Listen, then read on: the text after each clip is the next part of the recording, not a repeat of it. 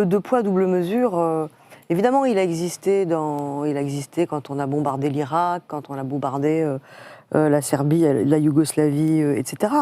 Mais par exemple, sur la question palestinienne, moi je veux bien qu'on accuse l'Occident de n'avoir rien fait, d'avoir oublié les Palestiniens. Il faut quand même rappeler que le pays qui s'est le plus occupé de la solution politique, ce sont les États-Unis. Enfin, ils n'ont fait quand même que ça pendant 20 ans, même si ça n'a pas marché, et si ces dernières années c'était un petit peu mis entre parenthèses. Quant à l'Europe, elle a déversé des milliards, si on prend plusieurs années, pour les Palestiniens, alors que les pays arabes, eux, se sont lavés les mains allègrement de la question palestinienne. Donc, sur cette question-là, tout le monde est fautif. C'est-à-dire que tout le monde applique un deux poids, deux mesures. Les Arabes eux-mêmes l'appliquent, n'est-ce pas ? Tout le monde s'est contenté, tout le monde a vécu dans le déni et s'est dit on peut vivre avec un conflit d'une très très très très basse intensité, d'ailleurs qui n'est pas vraiment, qui est un conflit de temps en temps quand Israël, quand il se réchauffe, ça dure jamais très très longtemps, et sinon on peut continuer le business as usual avec ce type de conflit. Tout le monde s'est trompé, comme tout le monde s'était trompé sur Vladimir Poutine et ses intentions. Donc franchement, le deux poids deux mesures, c'est pas pertinent. Il est pertinent. Si vous me permettez, juste. Il est pertinent en Afrique, par exemple, quand la diplomatie française, de temps en temps, adoube certains dictateurs et veut se débarrasser d'autres dictateurs. Là, oui, il y a une politique de double standard. On ne comprend pas tellement. Si vous me permettez une seconde, et c'est allé même jusqu'à Israël, puisque Bibi Netanyahou, pendant l'essentiel de son passage au pouvoir, avant l'intermission avec Lapid, avec le Qatar, faisait financer Hamas. Oui, bien sûr. Alors on ne sait pas le montant, peut-être Georges Bruno, qui est grand catarologue en chef, entre 10 et 30 millions. Enfin, il y en avait beaucoup. Moi, je me suis même demandé si les jeeps parce que les jeeps restaient, les jeeps qui amenaient le cash, donc chaque mois l'avion du Qatar arrivait à l'aéroport Ben Gurion, les gens ne savent pas tellement, ça, avec 10 à 30 millions, était ensuite amené, convoyé par le Mossad en jeep de grand luxe jusqu'à la frontière d'Erez, celle qui a été passée si facilement dans l'autre sens, et là les services égyptiens l'amenaient au-dessous sans doute de l'hôpital Al-Shifa, où c'était réparti. Évidemment, le Hamas prenait des frais de dossier qui étaient sans doute non négligeables. Et donc tout ça, pourquoi ? Parce que Netanyahou, avec la bénédiction américaine, etc., finançait le Hamas parce que ça permettait d'éviter la cocotte minute. Et comme autrefois on disait en France, j'aime tellement l'Allemagne que j'en veux deux, les Israéliens, l'establishment israélien aimait tellement la Palestine qu'elle en voulait deux. Et que le Hamas, ça permettait d'avoir une alternative à une OLP qui avait construit une respectabilité internationale après avoir juré qu'elle abandonnait pour toujours le terrorisme, et de dire, vous voyez, ces types-là sont monstrueux, comment voulez-vous qu'on fasse les choses avec eux ? Donc aujourd'hui, le même qui fait bombarder la bande de Gaza est celui qui la faisait financer à travers le Qatar autrefois. Qatar qu'on accuse de tout, mais qui était... il faut bien se rappeler quand même qu'au Qatar, vous avez la principale banque américaine de la région, et aujourd'hui, le Qatar est une sorte de négociateur incontournable, mais la vraie négociation ne se joue pas là. Ce qui semble actuellement de se passer, sous réserve de vérification, c'est que l'un des grands patrons du Hamas basé au Qatar, Ismail Haniyeh, sauf s'il est reparti, est aujourd'hui au Caire, dans un territoire où c'est moins sa zone de confort, et c'est de là que sont en train de se négocier les choses avec les gens qui contrôlent, disons, c'est l'État arabe qui a le plus de contrôle effectif sur le terrain à Gaza, c'est l'Égypte. Il ne faut pas oublier jusqu'à 1967, la bande de Gaza vivait sous la trique nassérienne. Donc ils ont gardé un grand nombre de gens. Et Yasser Arafat, par exemple, ça me frappait toujours quand je le rencontrais, il s'exprimait en dialecte égyptien. Il ne parlait pas en dialecte syro-libanais ou palestinien, il disait plutôt Awazé que Choubaddak. Georges Malbrunot, là-dessus ? Oui, sur le double standard, je pense que les frères arabes, les dirigeants, aient fait peu de cas de la cause palestinienne pendant des décennies, c'est sûr, mais en revanche, je veux dire, les populations arabes, ça reste quand même une cause centrale. Et ce qui nous reproche, c'est que, tout simplement, l'an dernier, où il y a 1 an et demi, il y a eu une agression russe contre l'Ukraine et l'Occident, très légitimement, a volé au secours de l'Ukraine. En 1967, il y a eu une guerre qui a permis à Israël de conquérir des territoires. Il y a eu des résolutions de l'ONU, il faut quand même le rappeler, la communauté internationale, et que depuis, il n'y a jamais eu de pressions qui ont été exercées. On a parlé du processus de paix. Vous étiez, Philippe, avec moi à Jérusalem. Effectivement, les États-Unis ont été le parrain, mais en 30 ans d'évolution de ce processus de paix, même moins, il y a eu une seule fois où les États-Unis ont fait pression sur Israël, c'est en 1991, lorsque James Baker a gelé les garanties bancaires qui permettaient aux Israéliens d'absorber les réfugiés soviétiques. Sinon, la colonisation, ça a été un blanc-seing, les attentats, quand il y avait un attentat commis par un extrémiste juif, etc. Donc, c'est cette perception-là qui, dans le monde arabe, n'est pas passée. Dire, les Américains... Et aujourd'hui, on nous reproche d'être alignés sur Israël dans un contexte de guerre extrême. Voilà, on nous le reproche, et particulièrement, on y viendra, à la France qui avait une position originale. On va y venir tout de suite d'ailleurs. Et qui ne l'a plus, et donc ça suscite des manifestations. Il y a l'image de la France s'est dégradée dans cette région-là, parce que on avait toujours le souvenir, même si ça s'est quand même dégradé depuis Chirac, mais quand même 2003, la voix originale de la France. Et donc, il y a une grande frustration à l'égard de notre pays et de l'Occident. Et donc, c'est tout ça qui fait qu'il y a une... Et ce qu'on nous reproche aussi, c'est aussi, parce qu'ils regardent les chaînes de télévision françaises, ils regardent, etc., c'est-à-dire... On parle beaucoup du 7 octobre, mais on n'a pas beaucoup parlé avant du 7 octobre. C'est-à-dire ce que vous disiez, le contextualiser. Le Hamas n'est pas né le 6 octobre 2023. Mais venons-en à la politique française, à la position de la France. C'est quoi la position de la France, Isabelle Lasserre? Vous l'avez comprise, la position du président de la République. Expliquez-nous. On va vous laisser répondre à ça. On va voir quelques déclarations s'afficher. La patate chaude, la boulette empoisonnée. Non mais, vous êtes la correspondante diplomatique, vous allez nous décrypter ça facilement. Oui, je vais la résumer en 3 mots. C'est la politique du en même temps. Ça marche ça dans un contexte aussi explosif? Alors non, ça marche pas du tout. Ça n'a pas marché avec la Russie et l'Ukraine, et ça ne marche absolument pas dans ce contexte-là. Alors en même temps quoi déjà? Quels sont les ingrédients? Alors en même temps, il faut soutenir Israël et son droit légitime à se défendre. Il faut aussi éradiquer la tête et les infrastructures militaires du Hamas. Et en même temps, il faut se rapprocher un peu des Palestiniens, parce qu'on a des pays arabes qui sont nos alliés, mais surtout, parce qu'on a une population musulmane qui est qui peut être turbulente, et qui en tout cas est extrêmement nombreuse, et avec une très très forte connexion et capacité de démonstration vis-à-vis des Palestiniens. Et je pense que c'est ça qui a véritablement changé. C'est-à-dire qu'aujourd'hui, Emmanuel Macron se sent obligé d'avoir une politique étrangère qui est déterminée par une chose, sa peur que le chaos, que le conflit ne soit importé en France. Et je pense que, par ailleurs, cette peur, il a raison de l'avoir, parce qu'elle est réelle. La tension aujourd'hui dans la société est absolument incroyable. Et donc je pense que c'est ça, cette peur d'une explosion en France, qui lui fait prendre des virages complètement... Mais du coup, Alexandre Devecchio... Le lundi, on a l'impression qu'il est pro-israélien.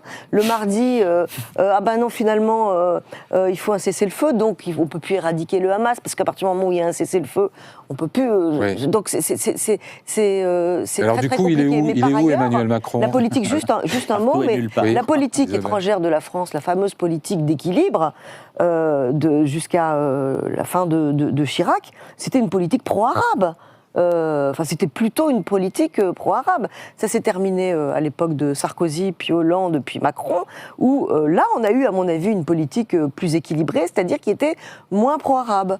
Alors aujourd'hui, certains reprochent à Emmanuel Macron, reprochaient jusqu'à hier, d'avoir une politique trop alignée sur Israël. Mais vous voyez, ça dépend des jours. Lundi oui, mardi non.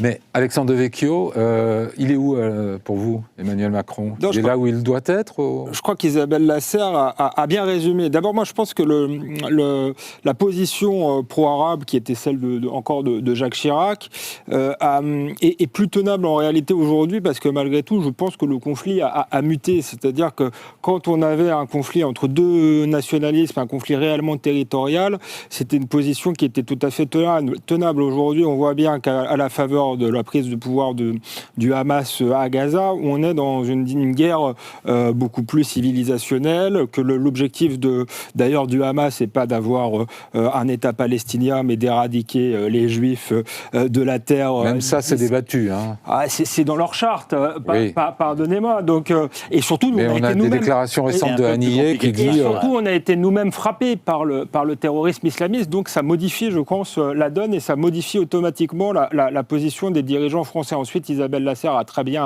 résumé. Je crois qu'Emmanuel Macron fait de la politique intérieure. Et là, c'est ce qui est le plus inquiétant. Ça révèle à quel point notre pays, encore une fois, est communautarisé, fracturé. Mais c'est aussi préoccupant parce que je crois que le président de la République ne peut pas être l'otage du communautarisme en France. Et il en a un peu donné l'impression, avec ses hésitations à aller ou pas aller à la marche, en déclarant notamment à la BBC qu'il ne voulait pas donner l'image d'un pays coupé en deux. Mais enfin, la marche n'était pas, pour le coup, une marche pour soutenir la politique d'Israël. C'était une marche contre l'antisémitisme. Donc, le président de la République doit représenter tout le monde, je suis d'accord. Mais quand il dit... à ce sujet-là, parle d'une France coupée en deux. De qui il parle? Il a eu peur d'offenser les antisémites.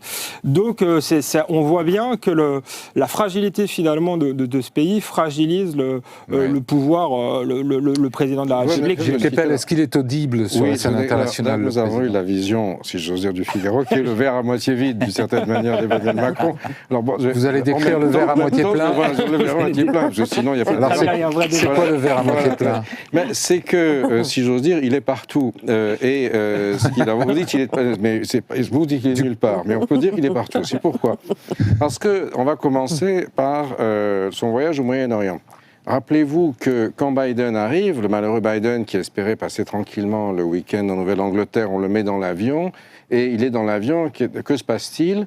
Cet épisode qu'on a un peu oublié, mais dont on va finalement connaître sans doute les tenants, les aboutissants, c'est la bombe qui tombe sur l'hôpital, El Ahli, ce qui veut dire l'hôpital national, non pas l'hôpital Al-Ali, comme on l'a entendu à la télé, de Gaza, administré par des missionnaires chrétiens du reste. Et donc, ça fait quelque chose d'énorme. Ça fait dérailler le voyage de Biden. Et on accuse l'armée israélienne d'avoir bombardé. Mahmoud Abbas, qu'on a sorti de chez lui, on le rentre chez lui, il n'y va plus. Biden ne peut voir personne, sinon des Israéliens. Et après, on se rend compte que ce n'est pas du tout les Israéliens qui l'ont fait, c'est le djihad islamique qui est vraiment, qui obéit au doigt et à l'œil à ce que lui disent les gardiens de la Révolution, qu'il y a une roquette qui s'est abattue, est-ce que c'est vraiment par hasard sur l'aéroport alors qu'elle tirait sur Israël? Bon, l'affaire est beaucoup plus complexe. Macron arrive dans la région et les Iraniens envoient tout de suite un signal qui est la libération, avant même qu'il parte, de notre collègue Fariba Adelkha. Pourquoi est-ce que Fariba Adelkha, qui a été retenu sous un prétexte fumeux en fait 5 ans, oui, un peu plus de 4 ans et demi, binationale franco-iranienne en Iran, est soudain libérée, c'est pas parce qu'on a trouvé tout d'un coup qu'il y a un procureur qui a déclaré qu'elle était innocente. C'est parce c'est un signe que donne l'Iran, qui donne les ordres aussi au djihad islamique au passage, qui lui dit c'est bon, la voie est ouverte. Donc ce qui fait que Macron a pu, contrairement à Biden, à la fois voir les Israéliens, ensuite aller en Cisjordanie, aller en Jordanie, et puis aller au Caire, ce qui n'est pas complètement nul. Alors vous me direz, il le fait... Oui, mais attendez, j'entends votre réplique, mais je crée un peu de débat au Figaro. Ce qui signifie... D'abord, j'entends ce que vous dites, c'est bien évidemment, il fait un voyage de politique étrangère, mais aussi un voyage de politique intérieure. On comprend ce que vous dites, il a vu des gens que Biden n'avait pas pu voir, donc en termes d'affichage, c'est pas si mal. Voilà. Dites-moi un mot de cette coalition anti-Daesh qui nous sort de son chapeau en plein milieu de la visite. Là, Joker, j'ai pas très bien compris. Parce que là, il a eu quand même une explication avec le roi Jean-Jacques Bruno. Voilà. Non, je voudrais juste terminer, si vous me permettez. Allez-y. Et donc, en fait, qu'est-ce qu'il est en train de faire? En tout cas, espérons que c'est ça. Je ne sais pas si on a encore une diplomatie, mais qu'est-ce que c'est que la stratégie de l'Élysée aujourd'hui? C'est à mon sens, c'est de se positionner pour l'après. Okay. Aujourd'hui, on ne peut pas faire grand-chose. C'est pas de l'Élysée. On pourrait peut-être réclamer un cessez-le-feu, non? C'est ce que voudrait... Ça a été fait. Non, il demande des trêves humanitaires. Oui, il a demandé un cessez-le-feu. Cessez-le-feu, mais bon, ça, effectivement, de toute façon, personne ne sait très bien ce que ça veut dire. La réalité des choses, c'est, je pense, et pour une fois, Jean-Paul Bruno et moi serons d'accord sur quelque chose, c'est que Haniyeh est au Caire. Oui. Ça, c'est le point important. Et ça veut dire quoi? Ça veut dire que la négociation est en cours. Et c'est ça, pour ça qu'on l'a sorti du Grand Hyatt, c'est quel hôtel de luxe. Il a le pouvoir de négocier, évidemment. Monsieur Haniyeh. Haniyeh, il est envoyé. Il ne vient pas, s'il va là, c'est que l'Iran a dit halal ou kasher, je ne sais pas. Et bien évidemment, c'est là que ça se passe. Qu'est-ce qui va se passer maintenant? Comment on va faire la sortie de crise? La sortie de crise, elle ne peut se produire qu'à partir du moment où l'Arabie Saoudite, qui a la position la plus cohérente face aux États du Golfe qui étaient dans le pacte d'Abraham, les Émirats, leur rival, et Bahreïn. Bahreïn est très soumis à la volonté saoudienne. Si Bahreïn est allé dans le pacte d'Abraham, c'est que les Saoudiens n'ont pas dit non. Ça leur permet de dire oui, ça veut dire allez-y, on ne va pas vous empêcher. Leur position récurrente, et moi j'en ai parlé récemment avec des dirigeants saoudiens, y compris avec le prince quand il est venu à Paris au mois de juin, lui-même, c'était droit des Palestiniens. Et alors ça pouvait sembler une espèce de chose qui ne voulait rien dire. Mais si, en réalité, la situation actuelle, elle est indépendamment, si j'ose dire, de la monstruosité de ce que nous avons vu. Elle est due au fait que la question de la Palestine, et notamment Damas, a été évacuée telle la poussière sous le tapis. Et si on considère que la paix par la prospérité, qui est le logiciel, si vous voulez, du pacte d'Abraham, qu'on appelle, elle tient d'une certaine manière, mais à condition que les Palestiniens soient dedans. Or, en fait, elle a été pensée par les Trumpiens, par le système trumpien, et reprise d'ailleurs par Biden. C'est ça qui est tout à fait C'était une vieille idée de Netanyahou, sauf qu'il l'a promise sans jamais la mettre en œuvre. Elle n'a jamais vraiment tenu cette idée de paix contre la prospérité. Gilles, je suis désolé. Non, mais je suis d'accord avec vous, mais là, non, juste, je termine. Je vous laisse parler après, bien sûr. Mais les Émirats ont signé. Oui, le Maroc a signé. Ça, c'était des choses énormes. Enfin, le reproche. Oui, au Maroc, par exemple, qu'est-ce que ça rapporte au Maroc? Ça rapporte énorme. Énormément de choses. Ça reproche. On ne va pas refaire tous les accords d'Abraham. Oui, on va faire ça. Pas seulement vous avez raison, Isabelle. Mais c'est aussi des armements ultramodernes qui permettent de tenir les vieux chars soviétiques T-54 qui sont de l'autre côté en respect. Pour les Émirats, c'est aussi les systèmes de défense contre le... Donc tout ça, ça fonctionne. Mais aujourd'hui, les Saoudiens, je vous juste là-dessus, sont sur une position qui est d'une certaine manière assez cohérente, c'est-à-dire, pour l'instant, ils n'ont pas payé grand-chose, les Saoudiens. Vous parliez de tout ce que l'Europe a donné, vous avez raison, des fortunes. Mais les Saoudiens n'ont pas mis grand-chose parce qu'ils ne faisaient pas confiance au Hamas. Bon. Et c'est pour ça que tout le monde attend quand même la destruction du Hamas, tout sans le dire. Mais alors c'est quoi après le Hamas? Ça veut dire qu'il peut y avoir de perspectives, entre guillemets, de paix pour la prospérité par la paix, paix par la prospérité, comme vous l'appelez, qu'à partir du moment où vous avez une implication très significative de ceux qui ont le coffre-fort. Et aujourd'hui, le coffre-fort, il est saoudien. Il est aussi émirati, mais c'est incommensurable. La fortune saoudienne, telle qu'elle a été pensée à travers la politique de Mohammed Ben Salman, qui refuse les objurgations de Biden, qui lui dit soit la pompe à essence des États-Unis baisse les prix, augmente la production, etc. Il n'en a rien à faire. Il a accumulé une fortune extraordinaire, une capacité d'action que pour l'instant, il n'a pas utilisée. Mais si on suit votre raisonnement, c'est quoi la solution qui agréerait aux détenteurs du coffre-fort. C'est l'après-guerre. C'est qu'on trouve une place, on mette les Palestiniens dans le coup. Non pas forcément parce qu'ils aiment les Palestiniens, parce qu'ils se sont bien rendus compte que s'il n'y a pas les Palestiniens qui font partie de la prospérité, ça pète, ça saute, et dans des choses qu'eux-mêmes ne peuvent plus contrôler, et dont ils sont là. Et surtout, ça profite à qui ? À l'Iran, qui est l'ennemi mortel. Et Macron, d'une certaine façon, je crois, s'inscrit aujourd'hui dans une stratégie qui est assez proche des stratégies des États du Golfe. C'est-à-dire, chacun exprime sa position en fonction de sa population, en fonction de son idiosyncrasie, etc. Ouais. Mais il me semble qu'on est d'ores et déjà dans l'après, avec l'Iran qui veut faire dérailler, mais qui ne peut pas se permettre tout non plus. Nasrallah disait même pas peur, on a le porte-avions Gerald Ford, même pas peur, mais le Hezbollah n'a pas bougé parce que sinon il y avait les Tomahawks qui allaient tomber.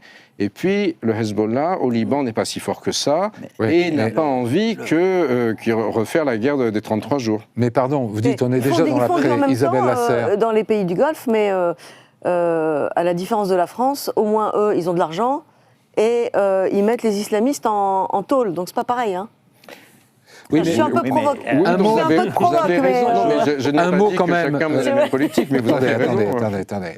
Vous dites on est déjà dans l'après. Ce qu'on voit quand même... On est dans le pendant, mais tout le monde réfléchit à l'après. Est-ce que la guerre telle que la mène Israël aujourd'hui ne va pas compromettre même les plans les plus optimistes des Saoudiens? On voit bien qu'il y a une confusion côté israélien. Un jour, Netanyahou dit on va réoccuper. Le lendemain, sous pression américaine, il ne réoccupe plus. Nul ne sait, d'une part... Personne n'a de plan pour l'après, n'est-ce pas ? Non, il n'y a pas de plan, parce qu'il y a des plans élaborés, on en a parlé dans le Figaro, mais c'est des plans... Il y a des plans, mais ils sont théoriques. Qui les met en œuvre ? Prématurés, parce que personne ne sait si on arrivera à d'éradiquer militairement le Hamas. Ça peut tout à fait se terminer. Vous l'avez bien dit, l'Iran et le Hezbollah, ils seront tôt ou tard à la table des négociations, pas devant, mais derrière, et donc ça change la donne. Vous avez raison, mais il y a aussi un élément, c'est Netanyahou. Oui. C'est-à-dire que tout le monde attend le moment où on va se débarrasser de Netanyahou, qui a plombé Israël. Qu'est-ce qui restera et qui est quand même l'enjeu principal aujourd'hui. Avec qui fera-t-on la paix Isabelle Lasserre, des plans, il peut en exister, mais avec qui on les fait à Gaza ? S'il ne reste pas grand-chose. Déjà, on ne le fait pas avec Netanyahou. Et pas avec le Hamas. Ça me paraît être une... Voilà. Après, est-ce qu'il y a la possibilité de faire ressurgir une autorité palestinienne qui ne soit pas décrédibilisée comme l'est Mahmoud Abbas? Ça peut être le prisonnier Barghouti. C'est Marwan Barghouti voilà, qui aujourd'hui est en prison. Celui qui a la plus, qui a la plus grande aura. Avec Darlan. Oui, Darlan qui est quand même très proche des Émirats. Ouais. Alors, ça veut... Détesté par les Gazaouis, par le Hamas. Voilà, c'est compliqué. C'est sans doute celui qui a aujourd'hui le plus grand charisme. Oui, ou le plus gros carnet de chèques. Non. Celui qui a le carnet de chèques, c'est Darlan, mais celui qui a le charisme, c'est Barghouti. Celui qui sera désigné par la communauté internationale. Y compris par les pays arabes à ce moment-là. Alexandre Devecchio, on assiste à des manifestations dans les grandes capitales, on en a vu même à Melbourne, en Australie, contre la façon dont Israël mène cette guerre à Gaza.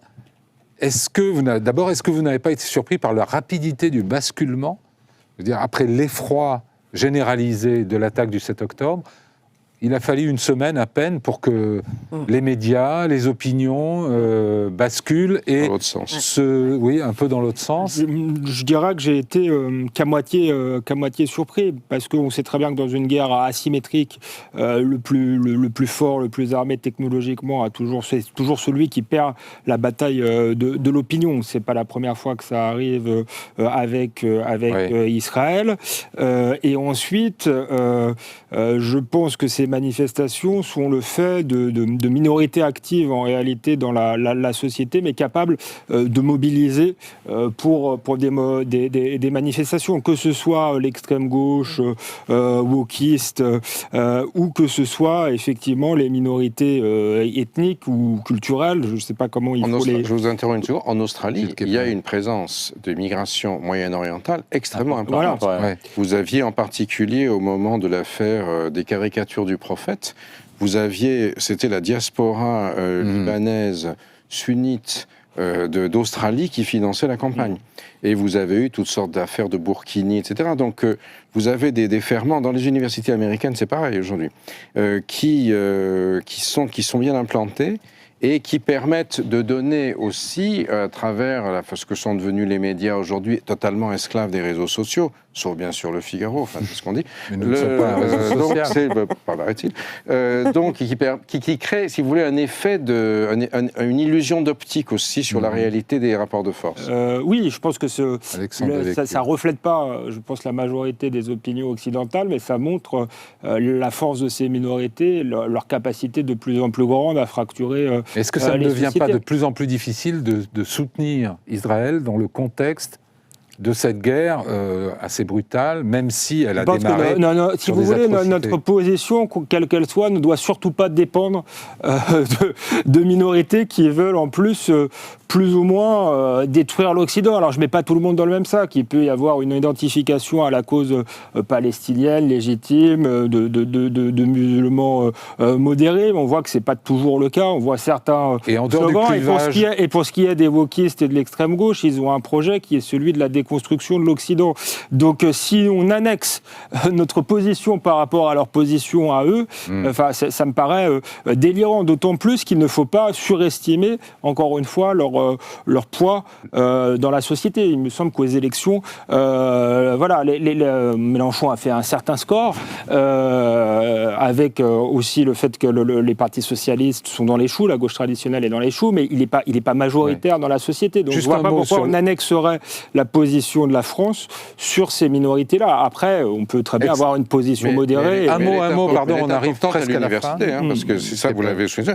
Votre serviteur est viré de l'université sous la pression du wokisme. Oui, mais c'est quand même un truc hallucinant. Il faut arrêter d'être l'otage. Wokisme ou islamo-gauchisme, parce que c'était ma dernière question. Est-ce que le fait que l'antisémitisme soit passé de l'extrême droite à l'extrême gauche, aujourd'hui, c'est un fait avéré, c'est fin du débat ou la question est encore posée? Non, je crois que on l'a vu, Jean-Luc Mélenchon était absent de la manifestation, Marine Le Pen y était présente. Je crois d'une part que l'antisémitisme qui tue, c'est réellement l'islamiste. Il n'y a pas eu de meurtre de l'extrême droite en France.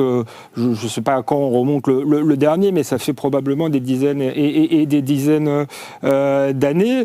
Ça, c'est pour l'islamiste qui tue les juifs. Et on voit bien ceux qui sont complaisants, qui jouent avec ça, sont plutôt aujourd'hui à l'extrême gauche. Donc de ce point de vue-là, fin du débat. Et donc la peur, la pression de cette extrême gauche-là et des islamistes, il ne faut surtout pas y céder. Après, ça ne veut pas dire qu'il faut avoir une position pro-Israël non plus, mais en tout cas, il ne faut pas que notre position soit dictée par des gens qui veulent fracturer la société.